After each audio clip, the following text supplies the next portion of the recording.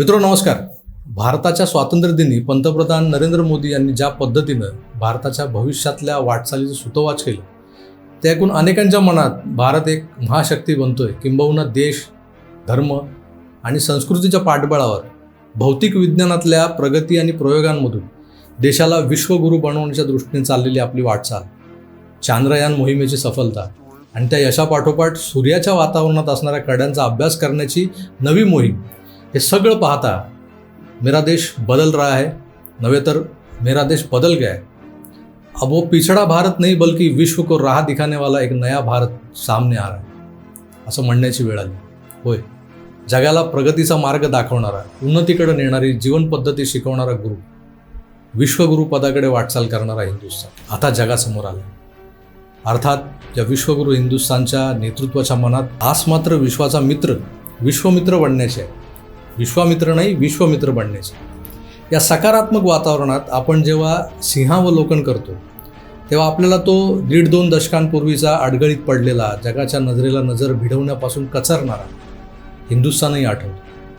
भारताच्या या ट्रान्सफॉर्मेशन मागच्या नेतृत्वाला आणि देशाला इथवर आणून ठेवणाऱ्या अथक मेहनती, कल्पक बुद्धीला एक भारतीय म्हणून आपण वंदनच करायला हवं. पण हे सगळं घडलं कसं?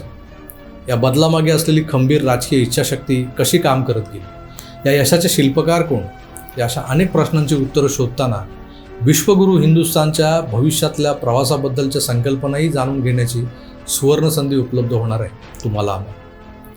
येत्या गुरुवारी 14 सप्टेंबरला सायंकाळी 5:30 वाजता मुंबईतल्या पार्ल्याच्या दीनानाथ मंगेशकर नाट्यगृहात एक चर्चासत्र आयोजित केलं, ज्यात विश्वगुरू हिंदुस्थान या संकल्पनेच्या भोवताली फिरणाऱ्या अनेक आख्यायिका, अनेक प्रश्न, अनेक शंका आणि देशाच्या भविष्याबाबतची प्रत्येक हिंदुस्थानाच्या मनात असलेली आस्था यावर साधक बाधक चर्चा घडवून आणण्याचा बेत आहे.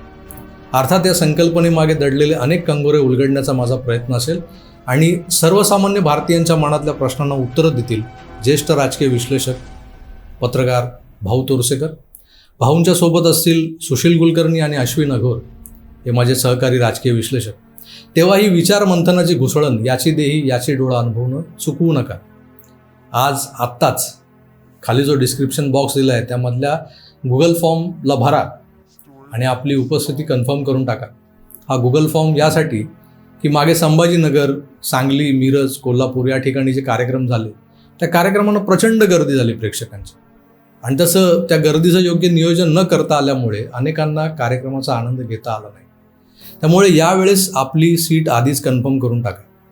हे विचारमंथन चुकवू नका, कारण राजकीय किस्से, कहाण्या आणि अनुभवाचा एन्सायक्लोपीडिया अर्थात भाऊ तोरसेकर आहेत, मराठवाड्याचा ठसका सुशील कुलकर्णी आहेत आणि जोडीला वराडी कॅबे अश्विन अघोरही आहेत.